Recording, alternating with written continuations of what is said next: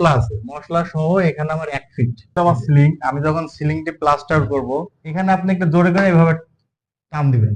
এবার hello viewers, আসসালামু আলাইকুম। চলে আসলাম আপনাদের মাঝে আরো একটি কনস্ট্রাকশন টিপস নিয়ে। আমি ইঞ্জিনিয়ার মোহাম্মদ কৌশিক আহমেদ। তো আপনাদেরকে আজকে যে টিপসটি দেখাবো সেটা হচ্ছে আমাদের যে সিলিং প্লাস্টার হয়, আপনি সিলিং প্লাস্টার মেজর যে চেক গুলো থাকে সেগুলো কিভাবে আপনি চেক করবেন সেটাই আমি আজকে প্র্যাকটিক্যালি আপনাদেরকে দেখাবো। এটি খুব গুরুত্বপূর্ণ একটি টিপস। নিয়ে আসি। দেখি রে, এদিক দিয়ে উঠতে পারবো? হ্যাঁ, একদম আসুক, হাত ধরো। ঠিক আছে রে বাবা। ওই সাইডে কেবল মশলা ধরাইছো।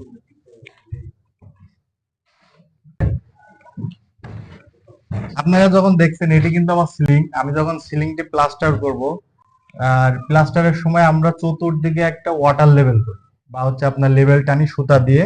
চতুর্দিকে আপনি পেরেক মারবেন একটা 12 ইঞ্চিতে দিতে পারেন, 1 ফিট বা 15 ইঞ্চি, যেটাই হোক।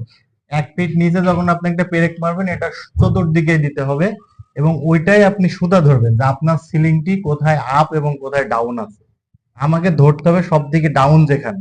যদি আমার এখানে সব দিকে বেশি ডাউন হয়, আমাকে এখানে কিন্তু মশলা খাওয়াতে হবে। সেইটাকে আমরা ধরে বাকিটা কিন্তু আমরা কাজ করব। এবং এই মাপটাই আমরা যখন একটা সুতা ধরো এখান থেকে, দেখো, এই যে দেখেন এখানে আমাদের যে মাপ আছে, এই যে ও কিন্তু সিলিং এ ধরছে, আমার মশলা আছে, মশলা সহ এখানে আমার 1 ফিট।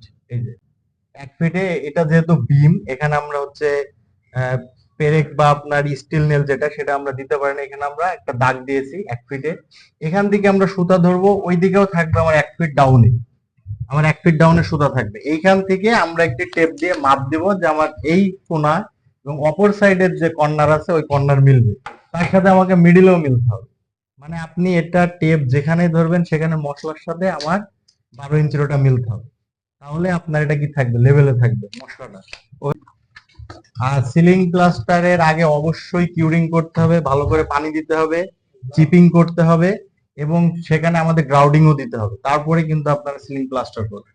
তো দেখুন আমরা একটি সুতা ধরছি কিন্তু কোনাকুনি, ওই কোনায় থেকে এই কোনা, এটা হচ্ছে সুতায় যে চেকটি বলে। এখন এইখানে কিন্তু অনেক জায়গায় আমি দেখছি, দেখুন ওইখানে আমার সুতা কিন্তু সিলিং এ আছে টাচ, কিন্তু আমার এখানে টাচ নেই। তার মানে কি এখানে আমার মাল খাবে। এটা আপনি খুব সহজে ধরতে পারছেন।